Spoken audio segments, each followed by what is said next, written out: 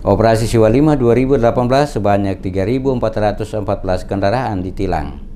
Direktorat Lalu Lintas Polda Maluku dan Polres jajaran telah melaksanakan kegiatan Operasi Zebra Siwa 5 2018 yang dilaksanakan terhitung tanggal 30 Oktober hingga 12 November 2018. Dalam penindakan yang dilakukan kurang lebih 14 hari tersebut, Satuan Lalu Lintas di jajaran Polda Maluku berhasil melakukan penilangan sebanyak 3.414 pelanggar. Dalam pelaksanaan kegiatan yang selama 14 hari itu, hasil yang dicapai sesuai 7 pedoman tematik Korlantas Polri, yakni penindakan penggunaan helm standar nasional, penindakan melawan arus, penggunaan HP saat berkendara, berkendara di bawah pengaruh alkohol, berkendara melebihi kecepatan, dan berkendara di bawah umur, serta penggunaan safety belt. Jika dibandingkan pada tahun 2017 lalu, jumlah pelanggar hanya 2.874, sementara tahun 2018 terjadi peningkatan sebanyak 540 pelanggar atau 19%. Kabak Binops di Lantas Polda Maluku Kompol Rosita Umasugi saat dikonfirmasi DMS Media Group Kamis pagi menjelaskan Operasi Zebra Siwa 5 2018 membawa dampak yang cukup baik dalam kasus laka lantas di mana terjadi penurunan dibanding tahun 2017.